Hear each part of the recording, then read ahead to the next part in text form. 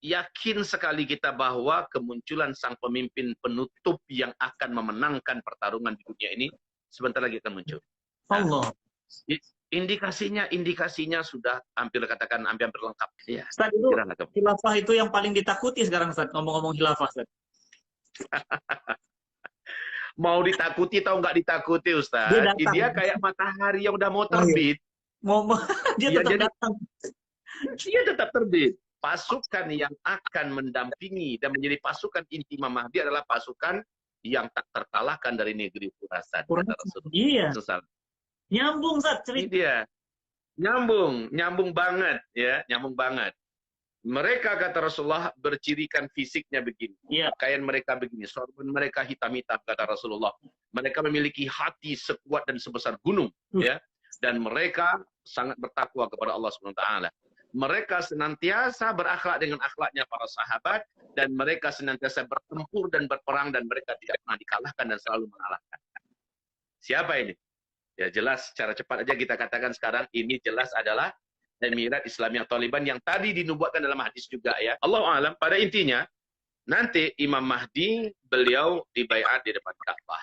Awas ya, musuh-musuh Islam sangat tahu bahwa ini penghalang yang paling alot ini, yaitu para ulama dan para kiai ini, para dai, para santri, maka mereka mesti ditebas.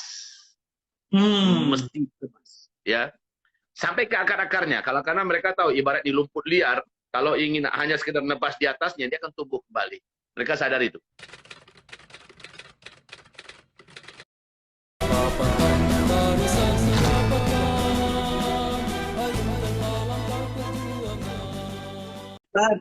Mohon izin minta waktunya sebentar.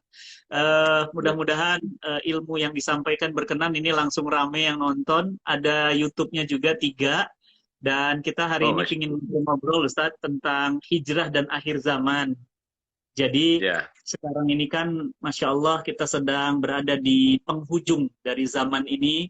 Beraneka ragam kezoliman, beraneka ragam kejahatan, kemaksiatan. Tapi satu sisi kita harus hijrah. Nah, ini kita mohon bimbingan dari ahlinya. Kalau saya katanya masih akhir bulan, Ustaz, bukan akhir zaman. Iya. Nah, teman-teman Saman, kalau Ustaz Abdul Saman, Uzma, Ustaz akhir zaman. Kalau saya Ustaz awal zaman katanya. Oh, Ustaz awal zaman. Teman-teman siapin pulpen, siapin kertasnya ya, teman-teman semuanya siap ya. Kita akan belajar. Dan mohon izin teman-teman semuanya, mohon kolom komennya saya off dulu, karena saya dan kita semuanya ingin sore ini fokus belajar, fokus mendengarkan, fokus menyimak nasihat dari guru kita. Dan setiap kali guru kita menyampaikan selalu ada kata-kata hikmah yang sangat bermanfaat untuk keimanan dan tauhid kita ya. Tolong teman-teman semuanya, mohon izin ya, saya akan off-kan dulu komentarnya ya. Alhamdulillah. Ustaz, tafadhol Ustaz, kami udah nggak sabar. Baik. Jazakumullahu khairan katsira wa akramakallahu fid dunya wal akhirah. Amin. Bismillahirrahmanirrahim. Assalamualaikum warahmatullahi wabarakatuh. Waalaikumsalam warahmatullahi wabarakatuh. Alhamdulillah, wassalatu wassalam ala habibillah Sayyidina Muhammad Rasulillah sallallahu alaihi wasallam.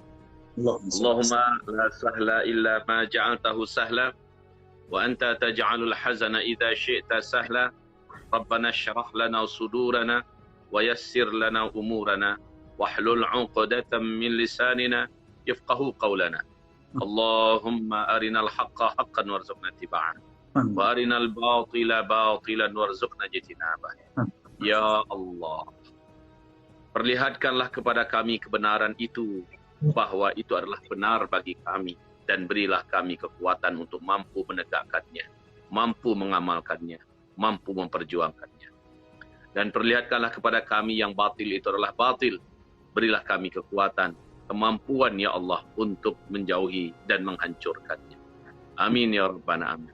Allahumma ya muqallibal qulub, tsabbit qulubana ala dinika, tsabbit qulubana ala ta'atika, tsabbit qulubana ala al-iman bika, tsabbit qulubana ala da'wati fi sabilika. Ya Allah, Engkaulah yang membolak-balikkan hati, Ya Allah, kami memohon meminta kehadirat-Mu. Kokohkanlah hati kami agar senantiasa setia di atas agama-Mu. Kokohkanlah hati kami agar senantiasa setia di atas iman. Kokohkan hati kami agar senantiasa setia di dalam jalan dakwah, di dalam ridha. Amin ya Allah. Istiqamahkan. Amin ya rabbal alamin. Allahumma amin wa sallallahu ala sayyidina al-anbiya wa mursalin sayyidina Muhammad sallallahu alaihi wasallam ala alihi wa sahbihi ajma'in. Masya Allah, pertama sekali tentu saja sebagai hamba yang pandai mengakui nikmat Allah, kita bersyukur kepada Allah. Apapun kondisi, keadaan yang hari ini sedang kita rasakan, sedang diujikan oleh Allah, tetap nikmat Allah tidak tertandingi, tidak bisa diimbangi, dan juga tidak akan bisa dihitung. In ta'uddu ni'matallah la tuhsuha. Maka pujian dan syukur kita tambahkan untuk Allah Subhanahu wa taala. Kemudian setelah itu salawat dan juga salam kita untuk habibina sayyidina sayyidul anbiya wal mursalin khataman nabiyyin Muhammadin sallallahu alaihi wasallam. Allahumma salli ala sayyidina Muhammad wa ala ali sayyidina Muhammad kama sallaita ala sayyidina Ibrahim wa ala ali sayyidina Ibrahim innaka Hamidum Majid. Masya Allah, hari ini rasa dapat nikmat yang sangat istimewa ya. Dapat undangan dari saudaraku, sahabat seperjuangan, Ustaz Fatih Karim, akramakallah, wa ahlaka wa asrataka fid dunya wal akhirah. Amin. Amin. Dan kita bisa menjalin tali silaturahim walaupun melalui media sosial ini, melalui internet ini, kita tetap mengatakan apa yang dikatakan oleh Mu'adz bin Jabal. Ijlis bina nu'min sa'ah. Ayo kita duduk sebentar, bareng-bareng kita tambah iman kita. Kita cas lagi iman kita. Walau hanya 1 jam, ya, kita akan tambah iman kita. Kita bincang-bincang tentang iman insya Allah. Tema yang diangkat adalah tentang masalah hijrah. Dan sekarang masih segar suasana Muharram ya. Sekarang tanggal berapa ini? Tanggal 12. 12 ya? Muharram. Tanggal 12 Muharram. Ya. Di tanggal 12 Muharram 1443 ini kita dapat kejutan. Kejutannya yaitu berita di tanggal 15 Agustus. Yakni 2 hari sebelum kita merayakan ulang tahun kemerdekaan Republik Indonesia yang berada di negeri Khurasan sana ya.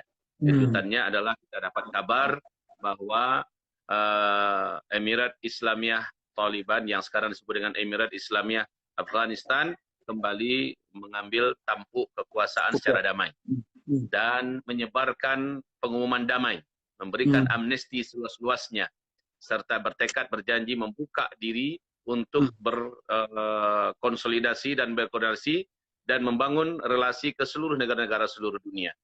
Dan bertekad bahwa memang pemerintahan adalah pemerintahan Islam kafah yang menjalankan syariat Islam secara kafah dan total dan memberikan semua hak wanita, laki-laki, bahkan para pegawai PNS yang selama ini sedang bekerja, lanjutkan kerja. Ya, kedutaan tak perlu tutup, lanjut. Kami yang menjamin keamanan. Kami adalah pelayan kalian. Dan itu di awal tahun 1443 Hijriah. Masya Allah. Iya. Sebenarnya ini adalah oase ya. Oase bagi dunia Islam di tengah-tengah kegersangan dan keputusasaan.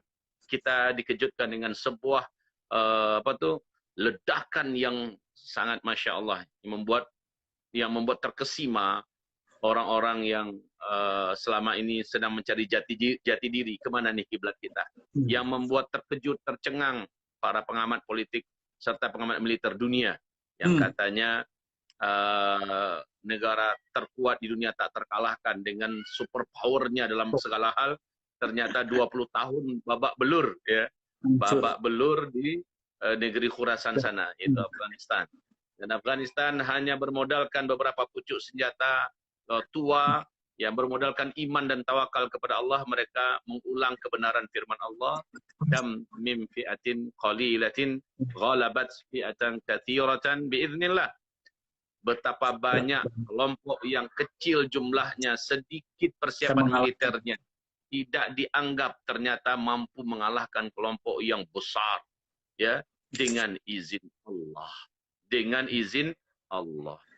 Kemudian kita teringat dengan kisah Jalut melawan Talut ya. Talut adalah salah seorang di antara ahli yang bijaksana, ahli strategi, ahli politik, dan orangnya cendekiawan, muslim yang taat, beriman dan bertakwa, ditunjuk oleh Allah memimpin Bani Israel. Awalnya puluhan ribu yang bergabung dengan beliau, kemudian seluruhnya nggak lulus ujian, sehingga tinggal hanya 300-an orang, ada yang mengatakan 310 orang yang betul-betul bertekad untuk lillahi ta'ala, mendampingi beliau untuk memerangi Jalut. Akhir kisah, pasukan yang jumlah mereka hanya 300-an orang, sementara pemimpinnya adalah Talut, mengalahkan puluhan ribu pasukan Jalut, yang secara fisik saja mereka kekar-kekar, besar-besar, tinggi-tinggi, kokoh-kokoh, sementara mereka terkenal kalau bertempur selalu mengalahkan. Yang dilawan sekarang siapa? Hanya Talut dengan 300-an orang yang bersamanya. Namun sekali lagi, kemenangan bukan di tangan manusia. Kemenangan adalah di tangan Allah Subhanahu wa Ta'ala. Allahu Akbar, Allahu Akbar. Insyaallah. Tentu saja hanya Allah yang patut kita syukuri atas kejutan awal tahun 1443 Hijriah ini. Di tengah-tengah sekali lagi kondisi umat hampir-hampir saja putus asa ya. Umat hampir saja mereka mengeluarkan kalimat yang pernah dilapaskan oleh para nabi dan rasul dulu. Mata Nasrullah. Nasrullah. Kapan Allah tolong kami? Allah kasih lihat itu di sana. Allah kasih lihat di sana. Di belahan bumi Khurasan sana, kelompok yang selama ini tidak pernah dibayang-bayangkan akan mampu menjadi pemenang. Dua superpower dunia ditaklukkannya. Dua superpower dunia ditaklukkannya. Pertama adalah Uni Soviet, ya, hanya dalam hitungan sekian tahun selesai. Kemudian Allah izinkan mereka berkibar dari tahun 1996 sampai tahun 2001 ya. Kemudian Amerika dengan siasat bulus dan liciknya menggunakan trik, yaitu dengan menghancurkan gedung WTC mereka, lalu dituduh dunia Islam yang buat. Ya, khususnya Al-Qaeda yang katanya bercokol di Afghanistan, dan dengan cara itu ingin dia berantas Emirat Islamiyah Afghanistan yang ketika itu sedang berkibar dan berjaya. Baik, tahun 2001 sejak itu Emirat Islamiyah Afghanistan kembali direbut, lalu didirikan negara boneka oleh Amerika Serikat, NATO dan sebagainya, sambil terus saja Emirat Islamiyah Taliban memberikan perlawanan tanpa henti, siang malam, berganti hari, bertukar minggu, berganti bulan, bertukar tahun, dan kerugian yang tidak terkira-kira ya, 2,3 triliun US dollar kerugian Amerika Serikat. Bukan angka yang gila-gilaan tuh Ustaz ya. 2,3 triliun. Sementara 300 ribu pasukan militer Afghanistan yang dilatih secara elit ya, dengan pelatihan yang elit, senjata yang elit oleh Amerika Serikat.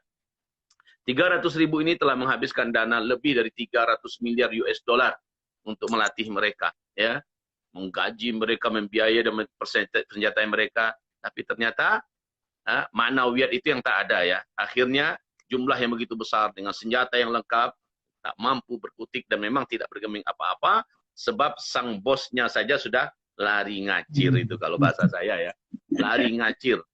Membawa kroni-kroninya semua, NATO semua, negara Eropa semuanya lari.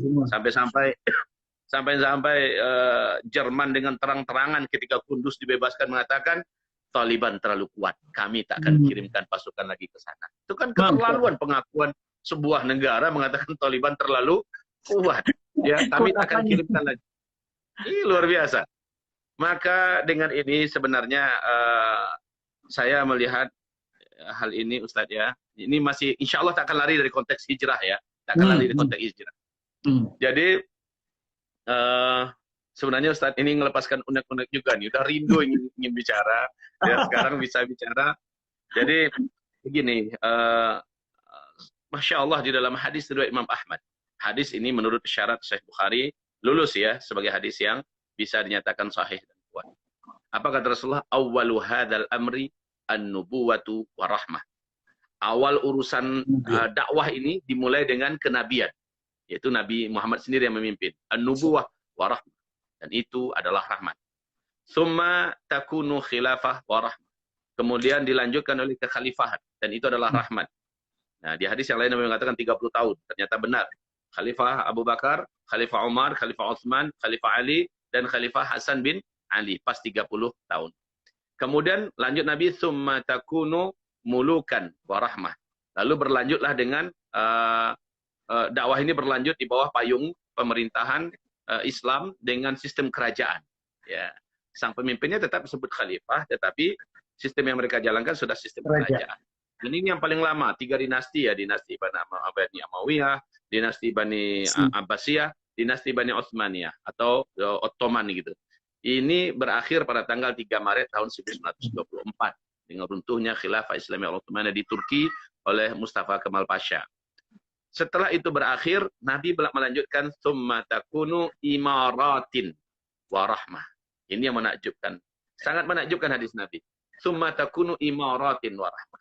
Kemudian dakwah ini, ya, Islam ini dan kepemimpinan ini yang menjalankan syariat Islam ini akan dilanjutkan nanti di masa runtuh, setelah runtuhnya muluk, ya, dilanjutkan oleh imarat.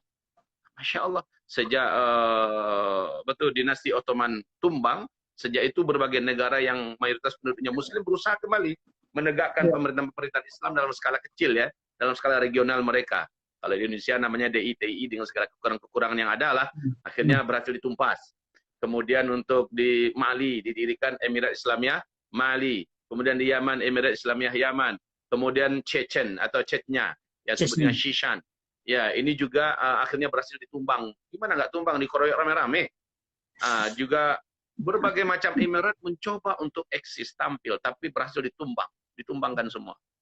Satu-satunya emirat yang belum berhasil ditumpangkan, bahkan semakin memperlihatkan eksistensinya adalah Emirat Islamiyah Afghanistan yang diisi oleh kaum santri, disebut dengan Taliban, ya, kaum santri. Allahu Akbar. Jadi ini 2 negara superpower berusaha untuk membinasakan, memberangus Emirat Islamiyah Afghanistan ini, tapi dua-duanya akhirnya secara hina mundur dalam keadaan mendirikan bendera putih. Warahmah, dan itu adalah rahman. Kemudian kata Rasulullah, "Tsumma yatakadamuna 'alaihi takadumal humur." Lalu setelah itu kalian akan menyaksikan manusia pada masa itu berebutan, memperebutkan kekuasaan seperti kuda-kuda jantan yang kelaparan memperebutkan makanan. Yatakadamuna 'alaihi takadumal humur. Lalu kata Rasulullah SAW, jalan menuju perjuangan saat itu adalah jalan jihad. Wa inna afdala jihadikum ar-ribat. Dan jihad itu banyak. Ada jihad pendidikan, ada jihad ekonomi, ada jihad media, ada jihad politik, ada jihad kesehatan, ada macam-macam jalur jihad saat itu.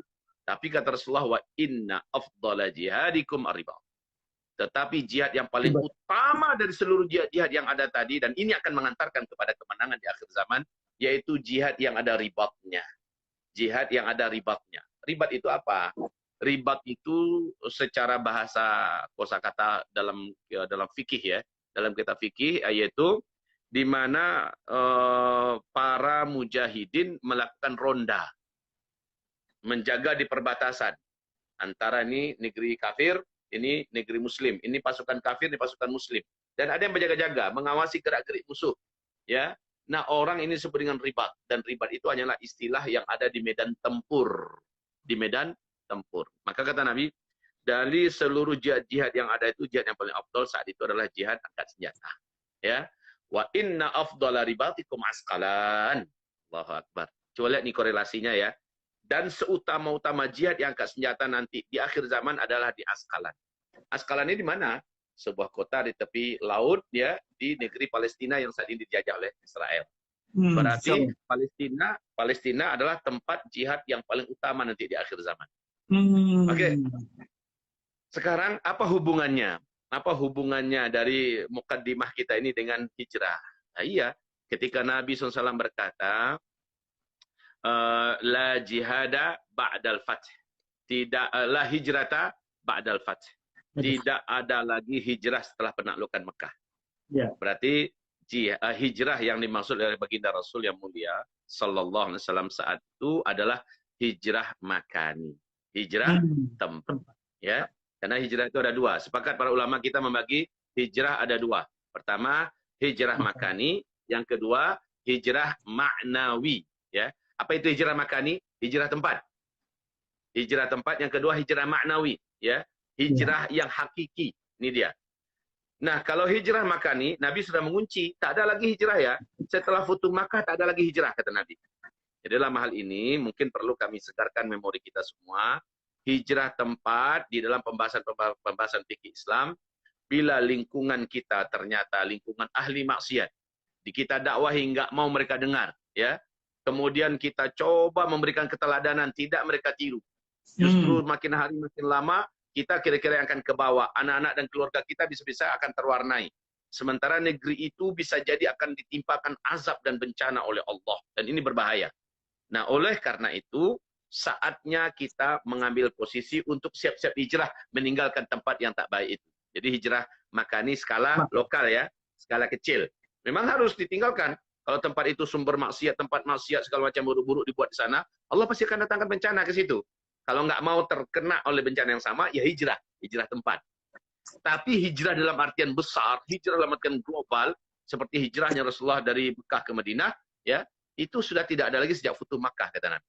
Namun hijrah tempat yang tak baik, dari hijrah dari teman yang tak baik kepada teman yang baik, hijrah dari ini namanya hijrah makani.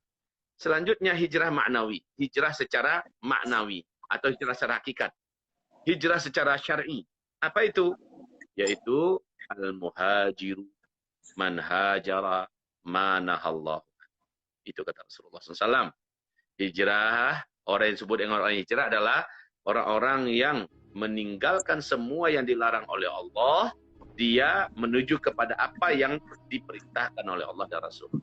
Jadi apapun yang dilarang oleh Allah dan Rasulnya, dia tinggalkan. Kemudian dia menuju kepada apapun yang diperintahkan oleh Allah dan Rasulnya. Apapun yang diridhoi oleh Allah dan Rasulnya, maka dia lakukan. Itu namanya muhajir. Nah, muhajir yang kedua ini tidak akan pernah terputus. Tidak akan pernah terputus sampai hari kiamat. Hijrah maknawi atau hijrah hakiki atau hijrah syar'i ini selalu terbuka peluangnya sampai hari kiamat. Ya, sampai hari kiamat, di mana wajib terus berupaya meninggalkan segala yang tidak baik, baik perangai kita atau dosa-dosa yang pernah kita selama ini menjadi kecanduan kita, suka mengerjakannya, tinggalkan itu, lalu pergilah kepada yang disenangi, dicintai, diridhoi oleh Allah Subhanahu wa taala. Oke, sekarang kita sambungkan, kita hubungkan. Tadi kita atau saya memulai dengan tentang Taliban ya, tentang Taliban, santri, tentang Afghanistan, tentang santri. Taliban itu bahasa Arab, artinya adalah santri. Jadi seperti kata mantan Panglima TNI dulu ya, 2017 beliau akhirnya disuruh turun, ya, Panglima Gatot Nurmantio. Beliau mengatakan Indonesia ini yang paling bisa diandalkan dan diharapkan ke depan untuk melindungi dan menyelamatkan Indonesia hanyalah barisan para ulama dan santri. Kenapa beliau mengatakan itu? Ya, kenapa beliau mengatakan itu? Karena beliau baca sejarah. Beliau baca sejarah bahwa dalam lipatan sejarah perlawanan di Indonesia ini untuk lepas daripada cengkeraman kolonial Belanda, ya, dan baik itu kolonial dari Barat yang diwakili oleh Belanda atau kolonial dari Timur yang diwakili oleh Jepang, ternyata memberikan perlawanan yang sungguh-sungguh dan tidak pernah putus. Selalu ada api perlawanan itu dari Sabang sampai Merauke adalah para kalangan kiai, kalangan para santri. Dan mereka lah yang paling jujur dan paling setia mengorbankan segala-galanya termasuk nyawa, harta, dan darah untuk bangsa dan negara yang tercinta ini. Maka dari pelajaran itu, dengan mantap beliau mengatakan, yang paling kita andalkan, kita harapkan ke depan adalah para santri. Ya, semoga Allah melindungi para santri-santri, para alim ulama, para dai-dai, para ustadz, ya, menjaga seluruhnya dari segala, awas ya, musuh-musuh Islam sangat tahu bahwa ini penghalang yang paling alot ini, yaitu para ulama dan para kiai ini, para dai, para santri, maka mereka mesti ditebas. Mesti ditebas, ya. Sampai ke akar-akarnya. Kalau karena mereka tahu ibarat di lumpur liar, kalau ingin hanya sekedar nebas di atasnya, dia akan tumbuh kembali. Mereka sadar itu. Maka sampai ke akar-akarnya. Sampai. Ya, kalau perlu dicongkel itu tanah, ya, dibalik tanahnya supaya semuanya dibinasakan. Nggak bisa pakai randap aja. Kalau randap hanya rumput atasnya aja yang selesai. Nah, tapi kalau sampai ke akar-akarnya memang harus dibuldozer ya, digali. Nah, ini makar mereka sekarang ini untuk menumpas dan menghabisi para santri, ya, para ulama, sangat sistematis. Oke, kita kembali pada topik kita. Kalau bicara tentang akhir zaman, Ustadz, selalu pembahasannya panas ya. Pembahasannya selalu panas, ya, panas selalu, dan berdebar, Ustadz. Berdebar. Ya, arahnya kepada konspirasi apalah gitu ya. Baiklah, sekarang kita mau fokus kembali kepada hijrah. Nah, kita mau bicara hijrah makani di akhir zaman ini, mungkin nggak? Sangat mungkin. Kapan itu? Hadis riwayat Imam Muslim. Hadis riwayat Imam Muslim. Kata Rasulullah SAW kepada Mu'adz bin Jabal. Ya, Rasulullah bersabda kepada Mu'adz bin Jabal, "Hai Mu'adz, Allah telah memilih bumi ini. Dan Allah lihat bumi yang terbaik nanti untuk kalian adalah bumi Syam. Bumi Syam. Dan Allah berfirman, wahai Syam, dari seluruh bumiku, engkaulah yang aku jadikan sebagai bumi pilihan. Masya Allah. Aku akan masukkan ke dalam negeri ini, negeri yang Allah pilih tersebut, hamba-hamba pilihanku yang terbaik dari seluruh dunia. Dan aku keluarkan darimu, wahai Syam, seluruh makhluk-makhlukku yang buruk dan jelek. Jadi orang-orang yang tak baik, orang-orang yang jelek akan keluar meninggalkan Syam. Sementara orang-orang yang baik malah akan masuk ke negeri Syam.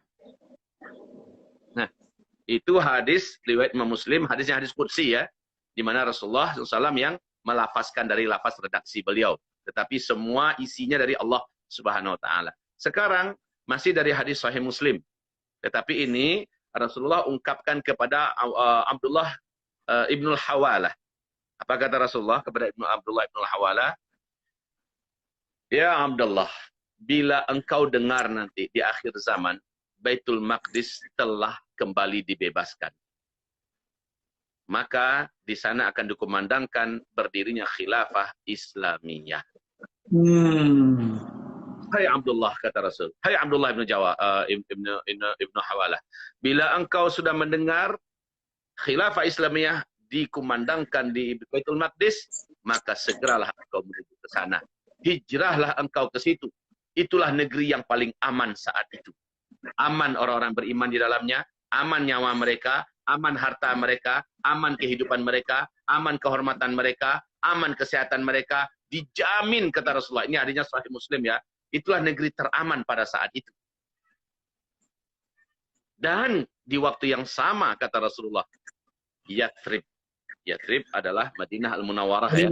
Dan waktu yang sama, Umranul Maqdis kharabu Yathrib. Ketika Baitul Maqdis sedang kembali mulai kuat, kembali mulai tenang, aman, makmur, pada waktu yang sama, kharabu Yathrib. Yathrib atau kota Madinah saat itu sedang hancur lebur. Sedang ada kegaduhan yang menumpahkan darah, kekacauan yang tidak karu-karuan. Lah, sekelas Madinah saja bisa seperti itu keadaannya, bagaimana Mekah? Padahal kita tahu penduduk Madinah lebih teduh-teduh orangnya ya, lebih ramah-ramah, lebih aman, lebih nyaman, lebih bersaudara ya daripada Mekah. Mekah terkenal garang, agak sedikit keras, kasar gitu ya. Lah, sekelas Madinah saja, iya Ustaz, sekelas Madinah saja lagi seperti itu, maka bagaimana nasib dengan Mekah? Lah kalau negeri Hijaz yang ada Mekah Madinahnya saja kacau dan chaos begitu, bagaimana dengan seluruh Arab? Ya.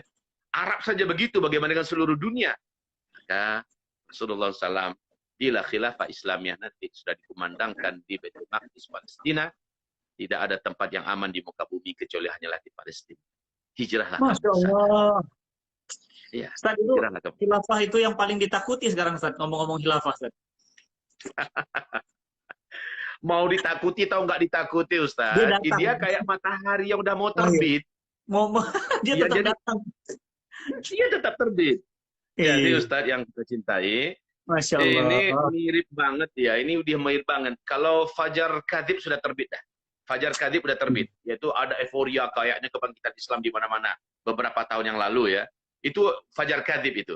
Nah, dari fajar kadzib menuju fajar shadiq itu azan subuh yang sebenarnya kan ada rentang waktu yang singkat itu. Ya. Jadi ini Ya. tak lama insya Allah. Allah. Coba kita perhatikan sama-sama bagaimana ketika Mursi dulu memenangkan pertarungan politiknya di Mesir. Ya. Lalu euforia kita Islam, Mursi bertekad untuk apalah macam-macam gitu kan. Kemudian kita dengar juga bagaimana Raja Salman tiba-tiba dilantik menjadi penguasa di Arab Saudi 2014. Kemudian kita dengar juga bagaimana ya di Indonesia sendiri 2016 euforia seolah Islam itu sedang bangkit di mana-mana. Tapi itu adalah kebangkitan kalau ibarat istilahnya itu fajar kadzib ya. Fajar yang masih bohong, belum fajar sebenarnya. Nah, antara fajar yang masih bohong ini menuju fajar yang sebenarnya ada rentang waktu terakhir ini untuk menentukan orang beriman. Ini masa ujiannya berat. Orang-orang munafik makin sejadi-jadinya dia tenggelam dalam selimut. Tapi orang-orang beriman dia akan memilih untuk bangkit walaupun berat, mata berat, ya kondisi berat. Ada rentang waktu, itulah waktu yang paling dekat hamba Allah dengan Allah Subhanahu wa taala. Dia pilih untuk bangkit. Dia pilih untuk tetap berjuang, berdakwah, istiqomah walaupun berat, ya. Dia pilih dan akhirnya dia masuk fajar shadiq. Fajar shadiqnya itu apa? Fajar shadiq itu dalam istilah bahasa saya kalau saya analogikan adalah munculnya pemimpin umat yang akan memimpin sholat subuh berjamaah. Masya Allah. Umat bersatu. Ya. Siapa sholat subuh berjamaah itu? Pemimpin umatnya siapa? Imam Al-Mahdi. Ya. Imam Al-Mahdi nanti dia akan hadir memimpin semua umat yang sudah hampir putus asa.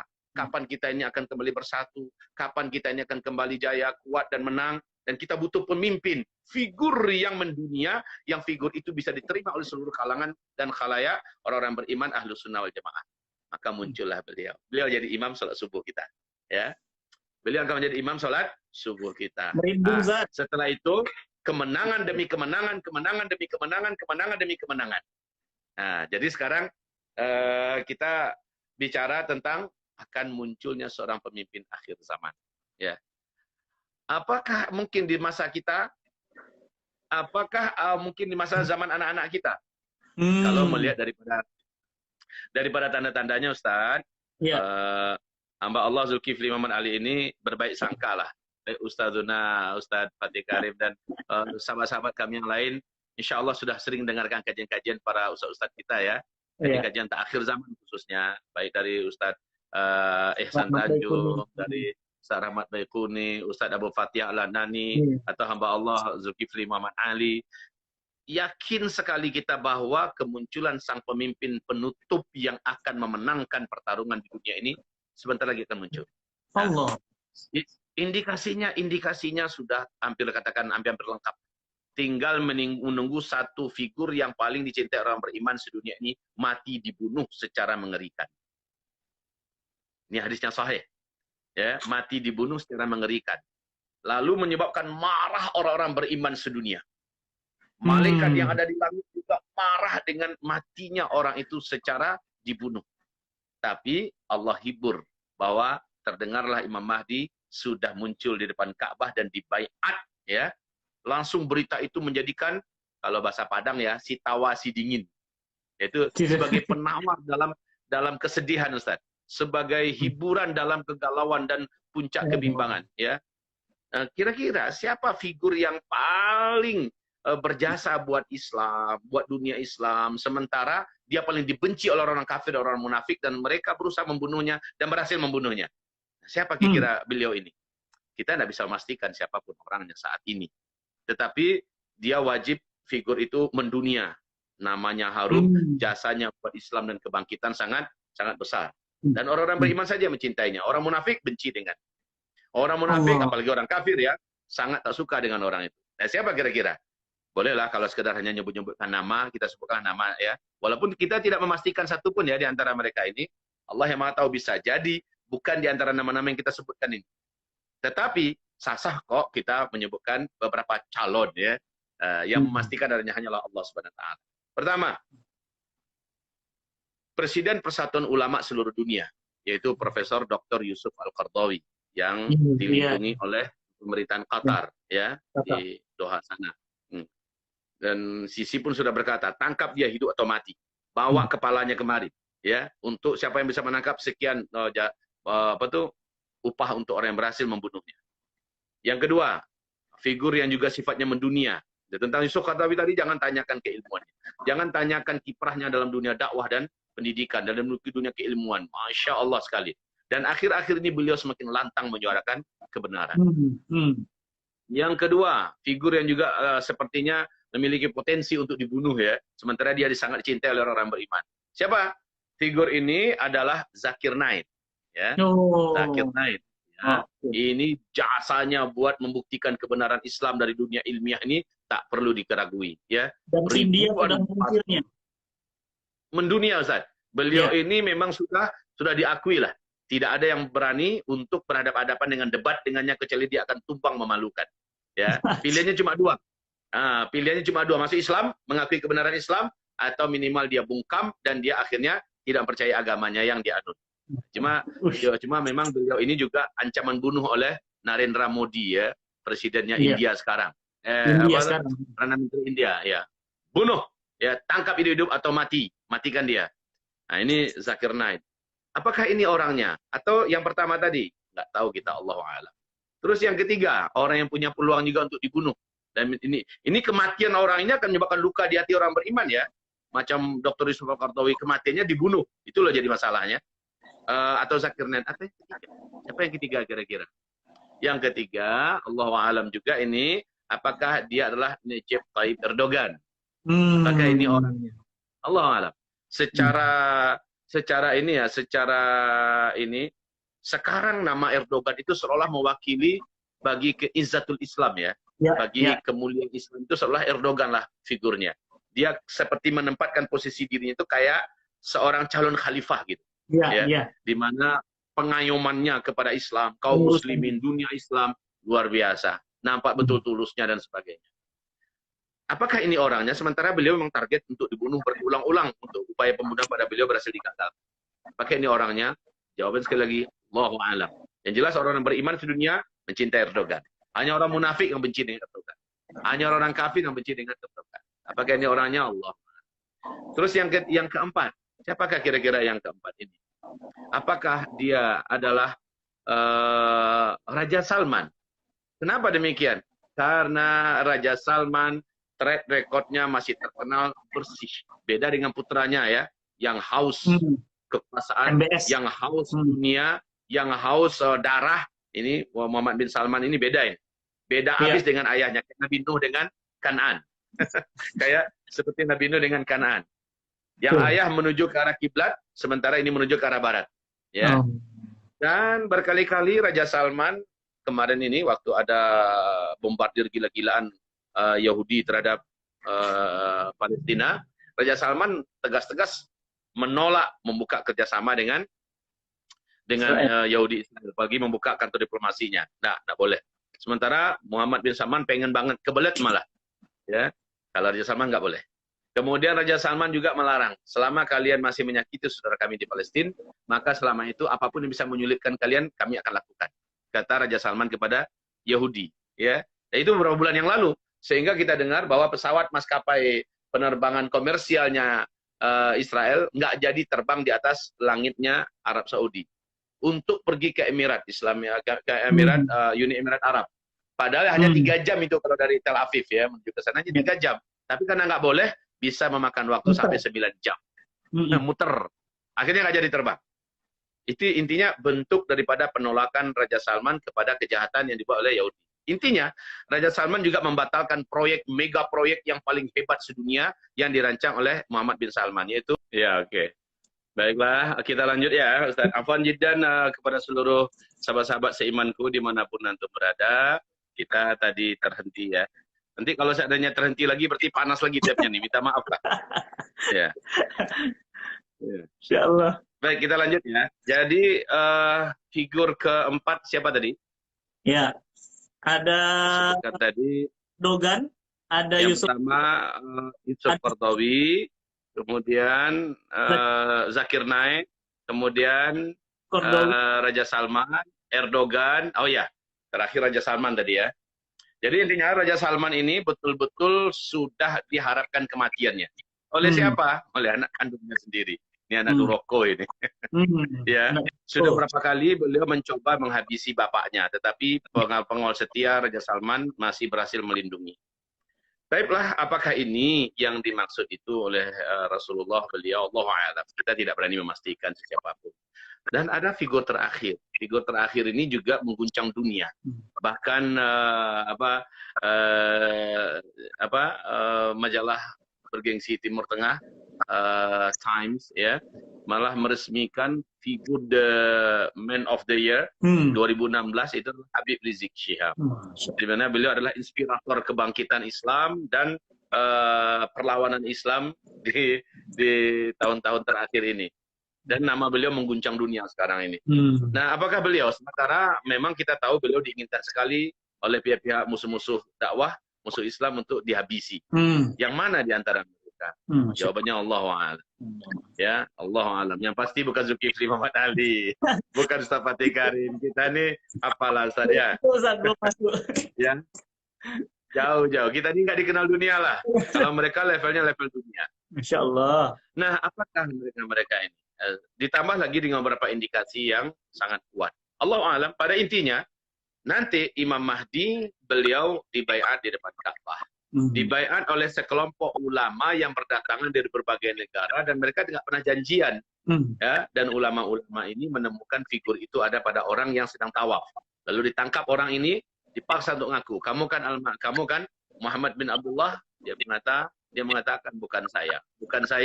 Cari yang lain, bukan saya.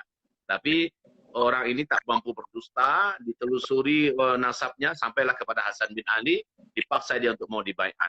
Dan saat itu dia berkata, berilah saya waktu. Kenapa dia akhirnya meminta berilah saya waktu? Karena dia diancam oleh para ulama. Kamu kan tahu, ini dunia sedang dibungkus oleh kejahatan dan kezaliman. Ya, darah orang yang beriman di mana-mana sudah tidak berharga. Islam betul-betul sedang dihabisi sehabis-habisnya. Ya, yang mampu menghentikan ini semua menurut nubuat Rasulullah adalah engkau. Jika engkau menolak untuk kami baiat dan memimpin kami, semua dosa dan kejahatan yang ada di muka bumi kamu yang tanggung. Ya, akhirnya sang pemuda Al-Mahdi ini meminta kepada para ulama, berilah saya waktu untuk bermunajat kepada Allah. Maka malam hari itu beliau pun menghabiskan malamnya meminta petunjuk dari Allah, mohon istikharah, minta pedoman dari Allah, masih di depan Ka'bah. Sementara pemuda-pemuda beriman dan para ulama ini mengepung kawasan supaya laki-laki ini nggak lari. Sepanjang malam itu beliau tetap bermunajat dengan bercucuran air mata. Lalu fa'aslahahu Allahu fi lailah, kata Rasulullah. Allah langsung mengupgrade Al-Mahdi ini dalam satu malam.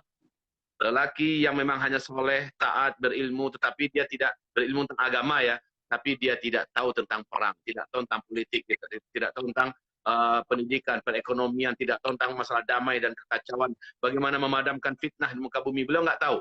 Tetapi dalam satu malam, Allah upgrade semuanya. Sehingga beliau memiliki kekuatan yang sangat menakjubkan, kekuatan fisik, kecerdasan akal, mengerti langsung seluk-beluk politik, mengerti masalah perang, mengerti bagaimana menaklukkan lawan, mengerti bagaimana cara memimpin dan sebagainya. Dalam satu malam Allah masukkan itu. Sehingga pada waktu Tuhannya beliau berkata kepada para alim ulama ini, saya siap. Barulah beliau dibaiat. Jadi ceritanya seperti itu. Singkat kisahnya, Arab langsung bersatu untuk membunuhnya. Arab langsung bersatu untuk membunuhnya. Sementara ketika itu beliau telah dipenuhi oleh orang-orang beriman yang segera rela dan siap untuk menjadi pasukannya. Terjadilah pertempuran yang dengan singkat mengalahkan semua pasukan Arab. Ya, Arab Saudi, Mekah, Madinah kembali dalam pangkuan tauhid. Alhamdulillah. Singkat, Arab juga ditaklukkan dengan sangat cepat. Alhamdulillah.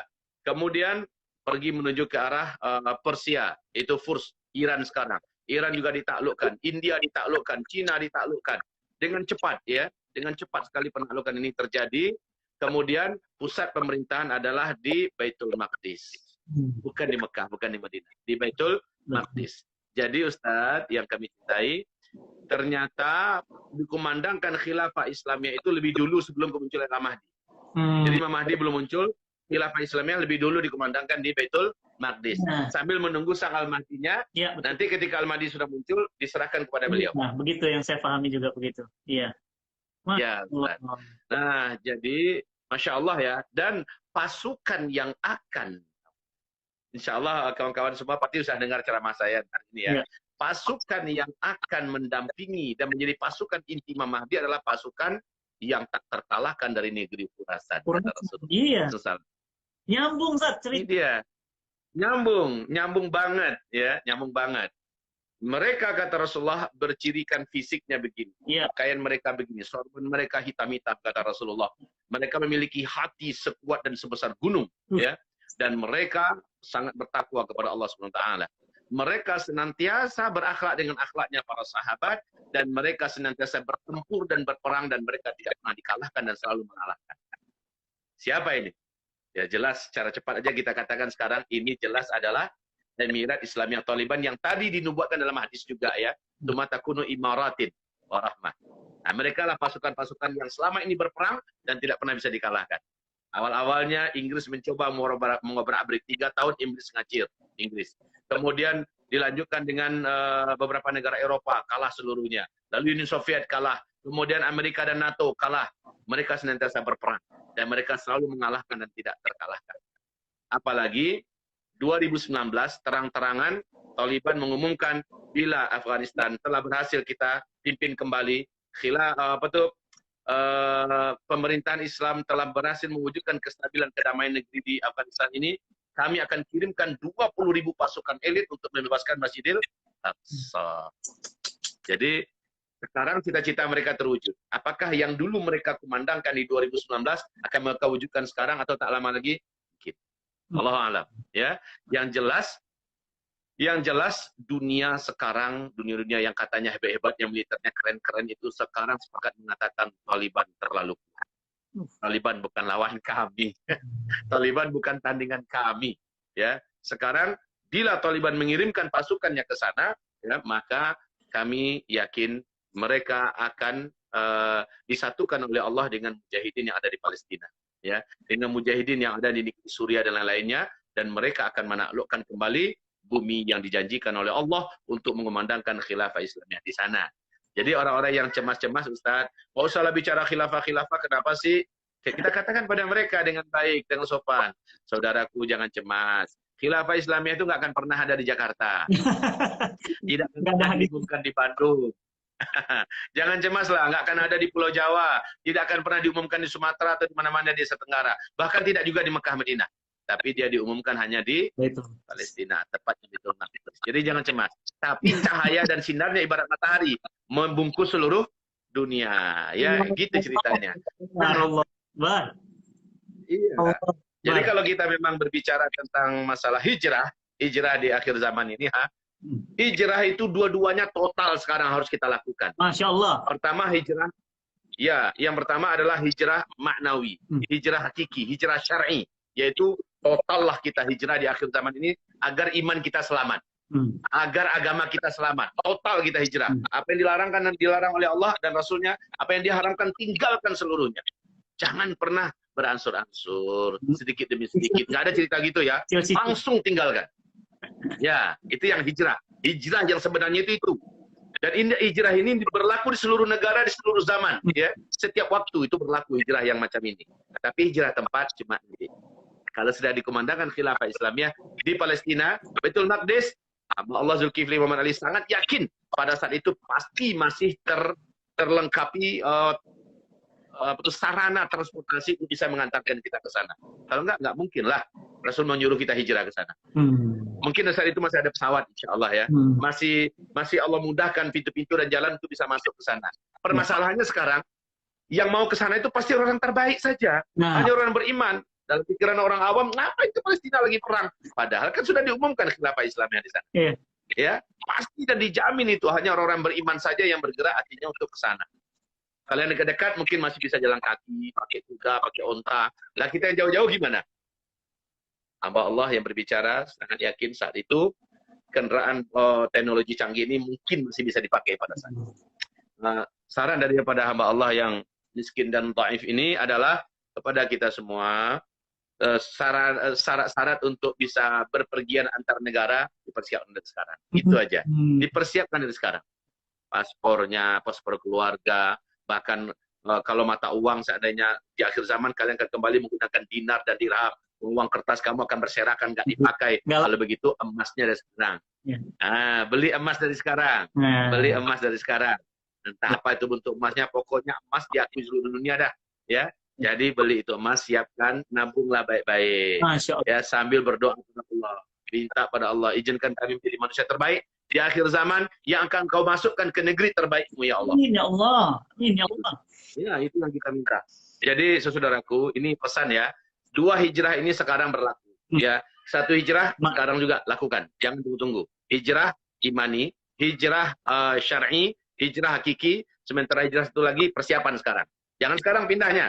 Jangan sekarang hijrahnya. Nanti setelah dikumandangkan, diumumkan. Ya Ustaz ya. Sahabat, kita sama-sama berangkat. Insya Allah. Allahu Akbar.